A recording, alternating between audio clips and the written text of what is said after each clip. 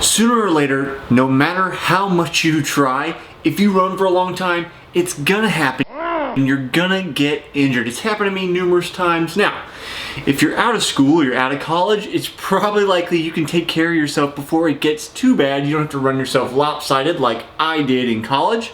But when it comes to injuries, there's a basic routine I come back to over and over and over again, and that's what I want to share with you today.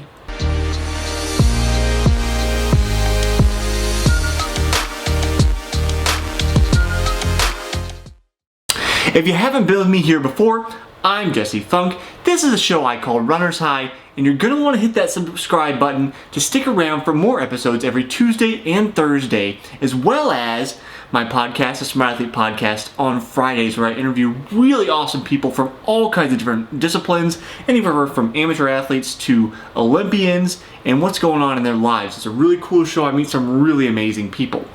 So, we want to talk about injuries. Know that it's going to happen, you know. And this routine that I want to share with you is basically for soft tissue injuries. If you've got a stress fracture or something that is skeletal, go to your doctor. The kind of things that you need to do for a skeletal issue are going to be different than this. But what happens to most of us is we get some kind of soft tissue injury sooner or later, right? There's something, a little irritation here, a little pain there, and me in particular, I'm going through one of those right now. I've got extensor tendonitis in one of my feet. This is the first time this has ever happened for the 20 years of running, so it was new for me. I was concerned it was a stress fracture, and fortunately, it's not. I was following all my basic rules, you know, not going over 10% in jumping up in mileage every week. We were actually only doing 5%, you know, and I'm still only under like 40 miles a week, taking plenty of rest, doing all these kind of things, but it crept on me anyway, and I went to my go-to routine after I figured out what was going on. Now, you will know the basics of it that you've seen everywhere else, but there's a couple other things you need to do if you want to keep running and stay in shape without taking a ton of time out. Now, you're going to know this RICE. You've seen this acronym everywhere: rest, ice, compression, elevation, right? This is the basic idea for injuries across the board pretty much. And I generally agree with them. They're going to do a lot of good. I focus more on the ice in particular to reduce inflammation. Sometimes you're going to be taking NSAIDs, non-steroidal anti-inflammatory drugs like ibuprofen, but I cannot prescribe that for you because I'm not a doctor. So check with the doctor, health provider in terms of guidance in regards to that. But when we're talking about soft tissue injuries, RICE, the RICE method, is a basic thing to go to. But I modify it because most of the time the suggestion is rest, ice it, compress it, elevate it. Great. Those things are effective. But when we're training, what we have to balance is not going too hard to make the injury worse, and also not taking too much time off to lose fitness. Now, if something is hurting you enough where it is affecting your stride, meaning you're now hobbling, you know, you're limping as you're running, and you're probably going to need somebody else with you to see this because it can sneak up on you and you can be limping and not really noticing that you're thinking that you're running normally. But if you notice it, then it's definitely bad. At that point, you need to take time off, period. Period. Period. How many times do I have to say it? I don't know. But the case is that you need to take time off because it's gotten to a point where you're not automatically going to be able to rehab it out. And that is the thing that I go to, is rehab or prehab in this case, but addressing that soft tissue injury by doing some kind of isolating exercises to help strengthen it. Now, in my case in particular, that means I've been picking marbles up with my toes to help those extensor tendons in those areas get stronger. I've also been doing single leg calf raises because I noticed that calf was weak.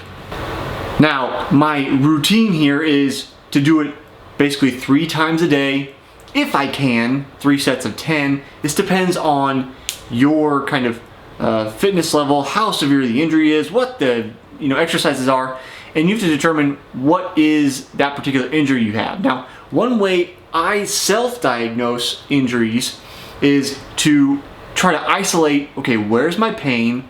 Now let's look at an anatomical model of that area of the body, because I'm not an exercise physiologist. I don't have all that stuff memorized. I never took anatomy, sorry.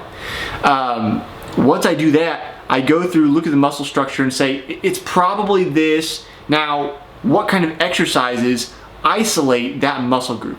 And if I do the exercises for that muscle group and feel it in that area, feel that pain in that area as I'm doing that, then I know, hey, this is probably my issue. Now, to do rehab for something, it can be uncomfortable, but it shouldn't be agonizing or painful to try to continue through an exercise. This is where you have to take self-caution.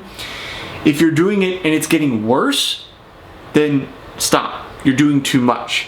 But if you have something that's kind of bothering you, kind of itching, slightly painful when you run, kind of nagging at you, pay attention and get ahead of it to do those exercises to make it stronger so that it doesn't become something worse. Now, you may have clicked on this video because you want to know what my #1 tool is. And I don't talk a lot about other companies' products because I represent my own company. I don't sell any of this stuff, but I don't often like to talk about other companies' products because I don't feel like it's my place as a brand owner to kind of critique or, positively or negatively other companies' products. However, in this case, it's so essential, it's so useful that I am going to share it with you, and that is KT tape. Now, it comes in these little rolls. I get the Pro version, which is synthetic fibers. It's supposed to last a little bit longer. You can wear it in the shower. They recommend that it's going to last 4 to 7 days. I typically find it depends on the particular injury. Now, mine right now, as you can see, looks like this, and it comes off very easily in the pool. I'm taking this week off, maybe longer, just to try to get it, under control so that I don't have to take even more time off, as I suggested earlier, which means this week I'm biking and swimming more than I normally would in place of those runs. But when I'm in the pool doing flip turns, tape comes off really easy because it's on my foot. Now, I've been in the pool with KT tape in other places, hamstring and stuff, absolutely no problem. So it depends on where it is. It also depends on the application. It's better if you shave. Gentlemen, if you don't shave, it's better if you shave to apply it. I don't, and that's part of my issue too. Clean skin, also good. Now, KT tape is not the only brand that makes this. It's Kinesio tape, Athletic tape. There are a lot of brands that make it now. They may be the original. I'm not absolutely sure on that, but it is my go-to for these kind of, well, I'll say minor injuries where it's kind of, bugging you, but it's not affecting your stride, but something's wrong. It kind of helps, at least in my opinion, work on getting you to continue to work out, relieve some of the stress when you're not working out and when you are, so that things can heal while you're going through that prehab routine. Do you have experience like I do with being injured? Do you have any tips you can share with your fellow runners? Leave them in the comments below. I love to see what you do, and hopefully we all together can help each other stay injury-free, training longer so that we can be faster together. I'll see you next time on the next episode of Runner's High.